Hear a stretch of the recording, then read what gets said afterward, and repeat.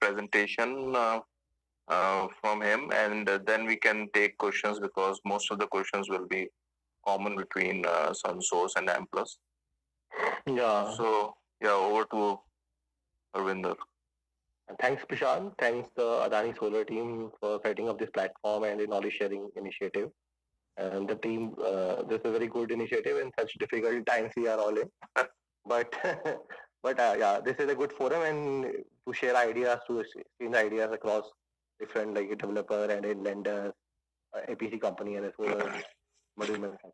So Crisis is always an opportunity. So yeah. Very right. Uh, so yeah, just let me share the PPT. right. So as Prashant rightly set the tone, so I try to stick this PPT to very 15 minutes type, and then we take a lot of questions. We want to take a lot of questions. So first, so should I start, Prashant? Yes, please. Yes, please. Okay. So start with a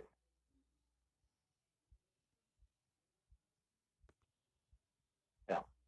So as small introduction about the company, so I belong to Amplus Solar. We are one of the largest owner and operator of distributed solar solutions in India. Basically, we are actually active in C&I segment, commercial and industrial segment.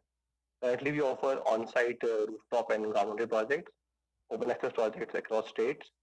We provide energy solutions as well as we are active in now moving to residential solar space also. Over the years, we have developed a very strong in-house end-to-end execution capability, very strong EPC and O&M team, and also set up a strong network of channel partners. As on date, we have around 200 plus CNI customer across different types of sectors and with a very strong credit profile. One of the main our objective is to always to deal with a good credit worthy CNI customer. Amplus, we have our corporate office in Gurgaon, and we have offices across India and of plants and operations across India. And now we're expanding to Middle East and Southeast Asia. Uh, as of March 31st, we have a capacity of around 575 megawatt operational capacity. This is our journey to this. Is a entrepreneurship startup venture of Sanjeev and Sanjeev Agarwal and Gurinder Mohan Singh, and then we got funding from iSquare Capital. There is a PE funding in 2015. Then we expanded the portfolio for the rooftop solar, and then moved to large scale utility projects. Also, we acquired Sun Edison's portfolio in 2016 and set up one of the largest open access project in Karnataka, 175 megawatt in 2018.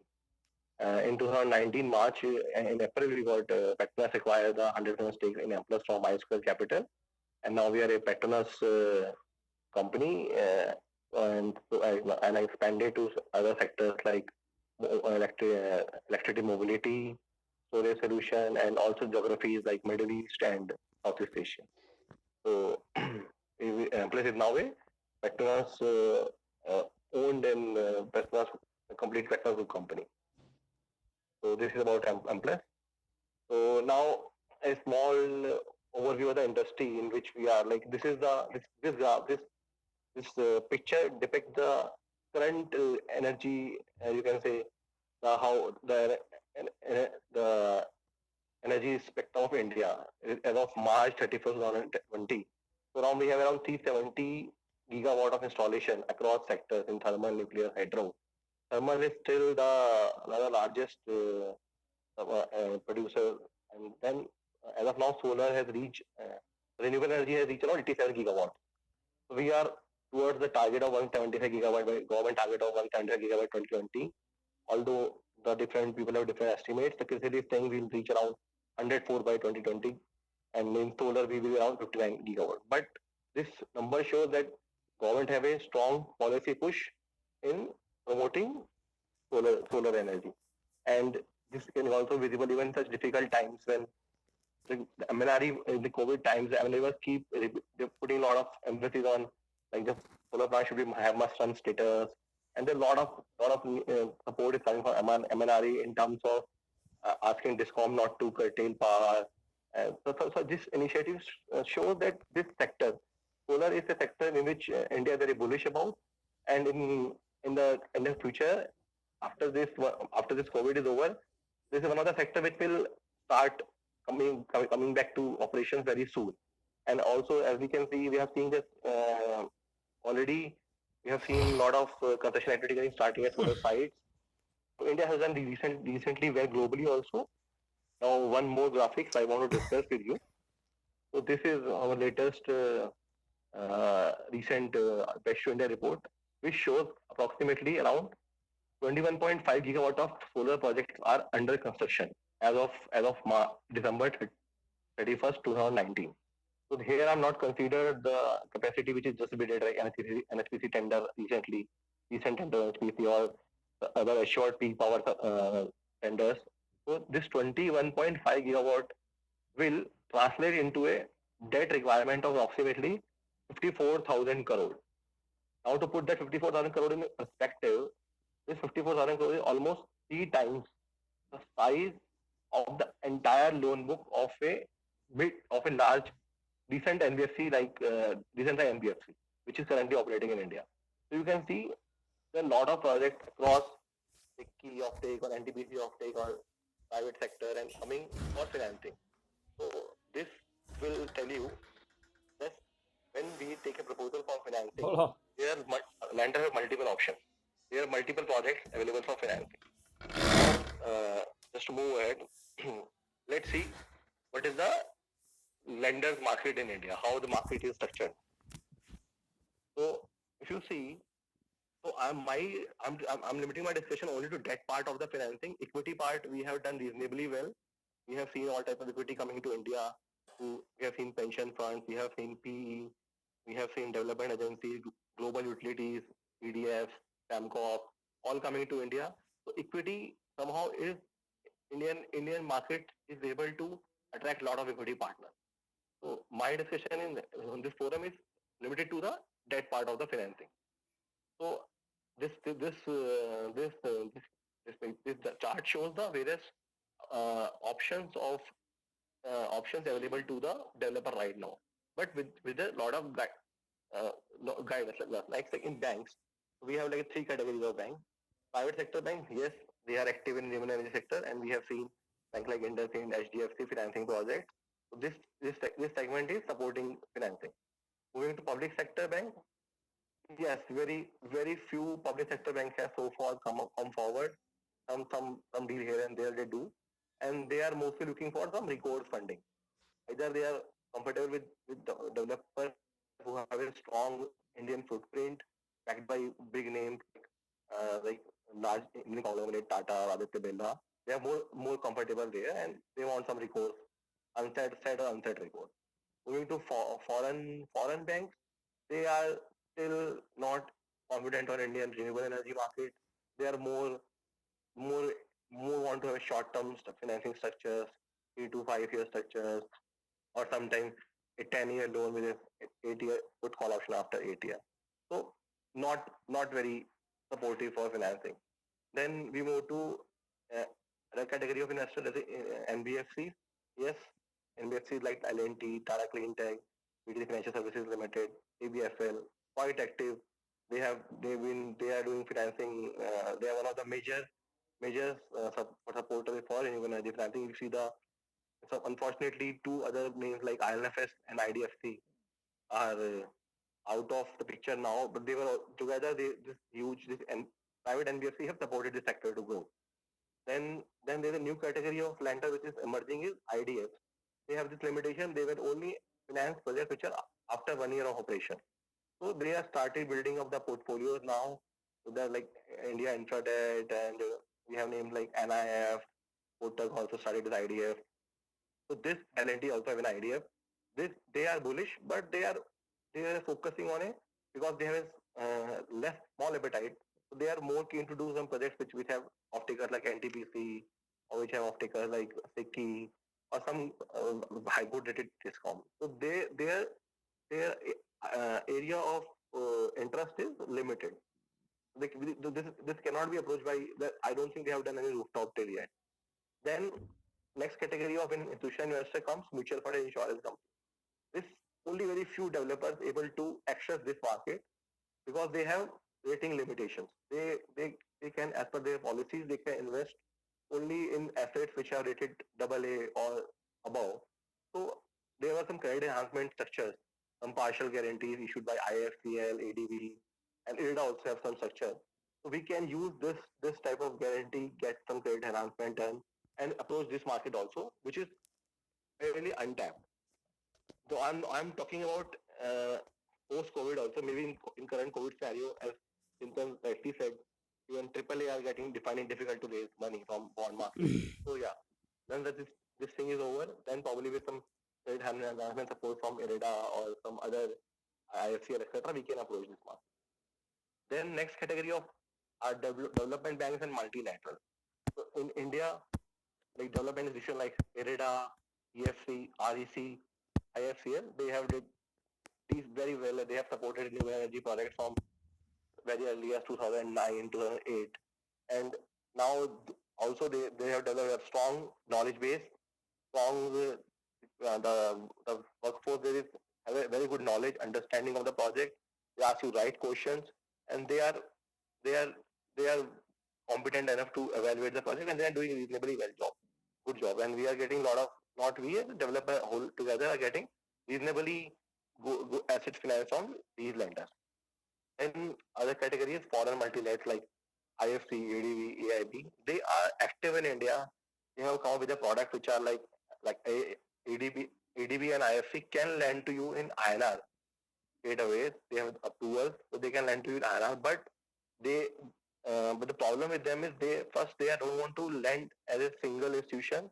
They probably want some do a part of financing, and the other costs associated with their financing will make sense if you go for a financing of a larger project like 250 megawatt or 300 megawatt. There at that size of projects, it makes sense to have this multi-lights on your as a lender. But on a smaller project, the cost is too high. So as a whole, so if you see there are a lot of lenders available, funding together, they can easily address the funding requirement of solar sector. But because everybody have its own limitation, we can see it's a lender's market. And as a developer, you always have to push your project through a lender, and you have to. So the only way I feel you can get an edge over the other projects when you are there is to develop a very good asset. So as a developer, our product, as like any marketing, I can tell you the most important part of any marketing strategy is the product. If the product is good, then the marketing and then can be happen. So one thing we need to understand that lender risk appetite is considerably lower than that of a equity investor or a developer. As equity investor, as a developer, we take some risk as a part of our business. But for a lender, there's a lot of at stake. And they have, over the years, they have developed an experience, have faced because unfortunately for India, there are a lot of power sector NPAs that have happened with all the lenders. So that's why you see PSU lenders are still living in that ghost of power sector. They're not able to come out of that problem even now. And if you see the renewable energy is financed by relatively new lenders like IndusInd, Yes Bank, and even ICICI did some transaction. But the big power sector financiers, which were very active in case of the thermal project financing, have taken a back step. And it's been now long time, even like 5-6 years, the NPAs have already gone, they have already settled, some solutions have been achieved, but still we're not able to see that momentum from PSU lenders. So that's why now we as a developer, we need to understand, and we need to be very transparent with our lenders because they are a partner in a project.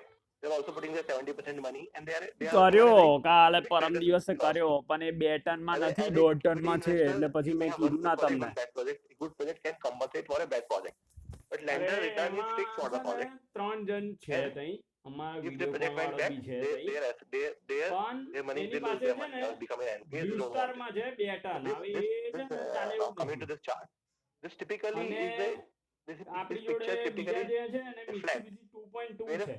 type of component of a lender's appraisal process. What are the various what are the various, you can say, દોઢ ton component લેવું of a છે? solar project? Normally solar or a wind or a દોઢ ton renewable energy તો project, વાત કરી lender લઉં, normally ચાલો. looks at. Starting from sponsor, this is one of the કેટલા? major અને કેટલા you સ્ટાર can છે? say 5 સ્ટાર છે? that will help you to get into અને ઇન્વર્ટર છે? into the lender's into his cabin. Inverter છે? One of the major criteria. So તો વાત sponsors કરી they લઉં, first look ચાલો. at for the its ability to infuse equity in the project, હા, વાંધો and નહીં, they કહું, also, ચાલો. if they even they don't ask it, but they want to see its sponsor ability to support projects in difficult times, like such times of when we are currently in a COVID time, or maybe there's some other delays from Discom, or this maybe some other delays or some issues which under which the project may not operate. They want to check if the sponsor has that ability to support the project in that difficult time. Then other thing is project land, which is also very important. So as my previous speaker already said, in India we don't bother much about the environmental and social impact analysis, ESA study, we know. But for the land perspective, we should, as a developer, we should always take care of the social perspective also. We should keep an eye on the social environment around the land which you are using for your project, because your land is fixed and it will stay for 25 years. So we should need to know that if there is no social impact on the people nearby, they should support your project.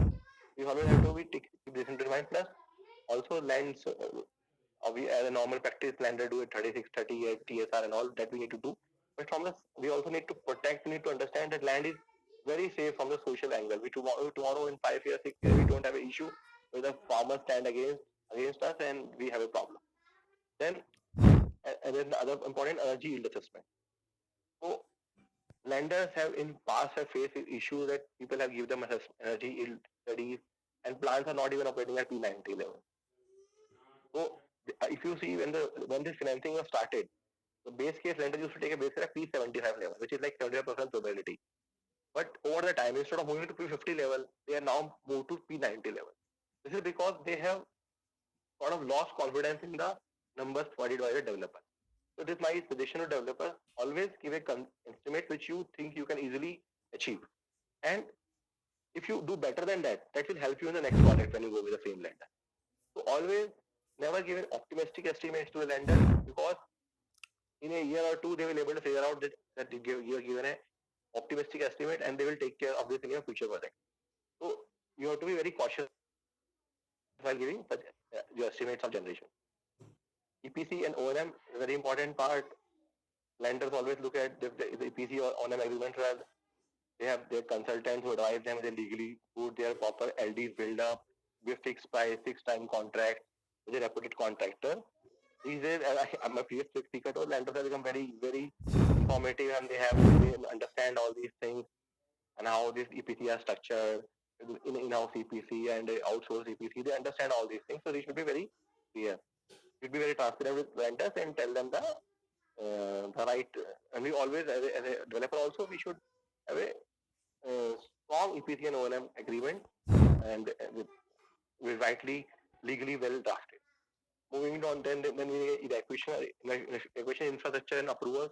It is also a very important part of the project, but may not be applicable in all the cases, because in these days, large utility scale projects, we always get a guaranteed evacuation arrangement. Approvals are already in place. We are putting power on ISSTS. So this may not be important in all the projects, but yeah, very important. Next is very module and BOS. So module, we have done a lot of studies. Everybody is very much tier 1 module. But tier 1, as a now lenders understand that tier 1 is also a myth, because tier 1 is more of a Bloomberg list, which is more dependent on the financial of the module supplier. So if the financials are good, he is put in the tier 1 category. And but now we have seen lenders have seen even tier 1 modules are not performing up to mark, not performing, generating up to the capability. So like this, we have now come up with the BIS standard. So this is very good. at least now there is standardization across module, and we are getting a lot of Indian company, like thanks to Adani, and they're setting up a huge capacity, and now we are getting a lot of Indian modules coming up and for the projects, and we're setting up large projects with Indian modules. This is a very good start for a Indian manufacturing, Indian manufacturing towards the module space. The module is one part, and the other part is BOS. So sometimes to save cost, developers do some cut corners in the BOS, but BOS is also very important because your modules will be as good as the BOS is there. If the BOS is not there to stand of 25 years, even you won't able to get the generation what you have estimated from your plant. So as a lenders, now they started looking at the other than module, they're looking at other aspects also, and they are digging deep to the lender engineers, they are digging deep into other things. So this is also very important. Then comes the regulatory approvals. So that regulatory approval is also for our like open access project is very important. Maybe not that important for the NTPC or SAKEEP asset, but for open access project, this regulatory clearance